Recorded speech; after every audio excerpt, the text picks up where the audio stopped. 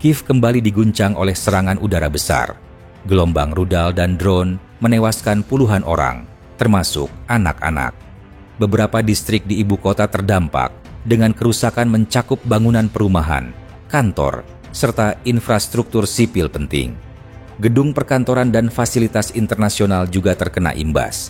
Tidak berhenti sampai di situ, Rusia meluncurkan serangan lanjutan ke berbagai kota, termasuk Kiev. Dalam operasi ini, ratusan drone dan puluhan rudal dilepaskan ke wilayah Ukraina. Angkatan Udara Ukraina mengklaim berhasil mencegat sebagian besar, tetapi tetap ada kerusakan signifikan di sejumlah titik. Meski demikian, kehidupan sehari-hari di Kiev belum sepenuhnya terhenti. Warga kota tetap menjalani aktivitas, dari bekerja hingga menghadiri acara budaya. Namun, sirene peringatan udara telah menjadi bagian rutin dari kehidupan, mengingatkan bahwa ancaman masih terus mengintai.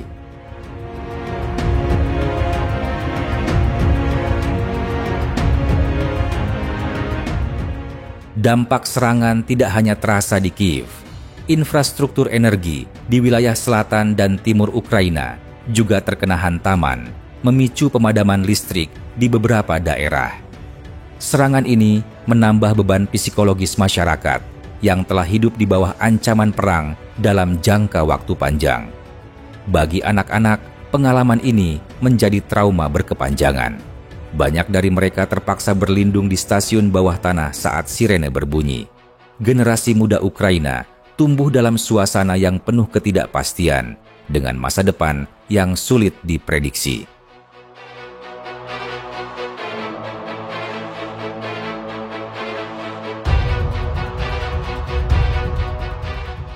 Rusia mengandalkan berbagai jenis senjata dalam serangan ke Ukraina. Beberapa di antaranya adalah rudal Iskander-M, rudal balistik, jarak pendek yang memiliki kecepatan tinggi dan kemampuan manuver, sehingga sulit dicegat. Rudal kaliber, rudal jelajah yang diluncurkan dari kapal perang atau kapal selam, sering digunakan untuk menyerang target jauh di dalam wilayah Ukraina. Rudal Kinzhal, rudal hipersonik, dengan kecepatan lebih dari Mach 5, digadang-gadang hampir mustahil dicegat oleh sistem pertahanan udara konvensional. Drone Grand 2, Shahed 136. Drone kamikaze, buatan Iran yang digunakan Rusia, efektif dalam menyerang infrastruktur energi dan perumahan sipil karena jumlahnya banyak dan biaya produksinya relatif murah. Penggunaan kombinasi rudal presisi dan drone kamikaze ini menjadi strategi Rusia untuk menguras pertahanan udara Ukraina. Ukraina memang memiliki sistem pertahanan yang relatif kuat, tetapi jumlah serangan yang datang secara bersamaan seringkali membuatnya kewalahan.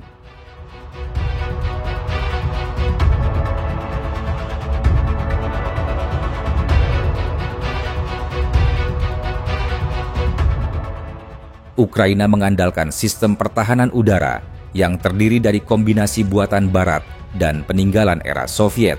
Sistem Patriot, NASAMS, Iris-T, dan S-300 digunakan untuk menghadang rudal dan drone Rusia. Namun, kebutuhan amunisi yang besar menjadi masalah utama. Setiap rudal pertahanan bernilai jutaan dolar, sementara drone kamikaze yang menyerang bisa bernilai hanya puluhan ribu dolar. Ketidakseimbangan biaya ini menciptakan dilema strategis.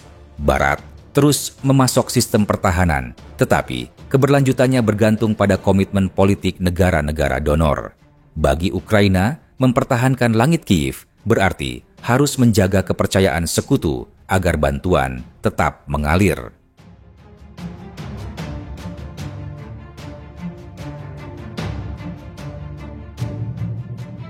Serangan besar di Kiev memicu reaksi keras dari dunia internasional. Uni Eropa, Amerika Serikat, dan NATO mengecam tindakan Rusia, menyebutnya sebagai serangan yang melanggar hukum internasional. Bantuan militer tambahan diumumkan, termasuk sistem pertahanan udara, amunisi artileri, dan paket dukungan finansial. Situasi ini mencerminkan pergeseran geopolitik, di mana konflik Ukraina menjadi ajang perebutan pengaruh antara Barat dan non-Barat.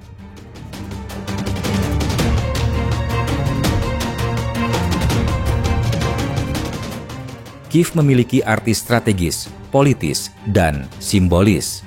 Sebagai pusat pemerintahan dan simbol kedaulatan Ukraina, serangan ke kota ini mengirim pesan langsung kepada rakyat dan pemimpin Ukraina. Selain itu, Kiev juga menjadi pusat logistik, komando militer, dan diplomasi internasional.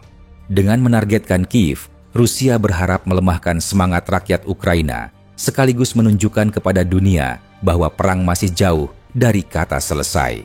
Namun, setiap serangan justru menambah solidaritas internasional terhadap Ukraina.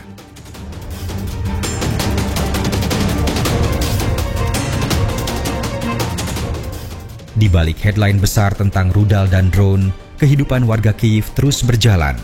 Orang-orang pergi bekerja, anak-anak tetap bersekolah, dan bisnis lokal berusaha bertahan.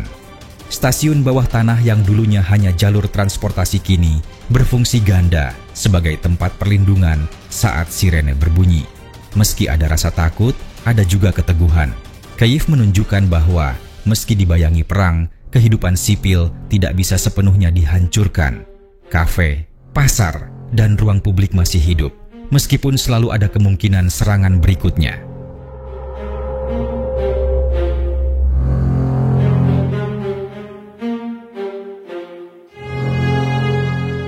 Serangan besar Rusia ke Kiev menegaskan bahwa perang ini masih panjang dan penuh ketidakpastian. Senjata canggih, drone kamikaze, serta rudal hipersonik menciptakan ancaman nyata bagi Ukraina. Namun, di balik semua itu, keteguhan warga Kiev, dukungan internasional, dan kemampuan bertahan Ukraina menjadi faktor penentu jalannya konflik. Dunia terus menyaksikan dengan cermat. Kiev, kota yang menjadi simbol perlawanan, kini kembali berada di garis depan sejarah. Pertanyaannya, sampai kapan konflik ini akan terus berlangsung dan bagaimana masa depan Eropa akan dibentuk oleh perang yang belum juga usai?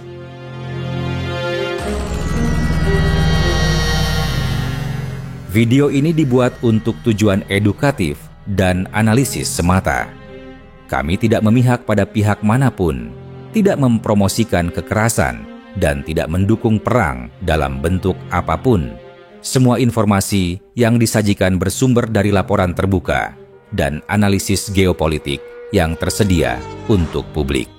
Tujuan kami adalah memberikan pemahaman yang seimbang tentang situasi global agar masyarakat dapat berpikir kritis dan bijak. Perdamaian, dialog, dan diplomasi adalah jalan terbaik untuk menyelesaikan konflik.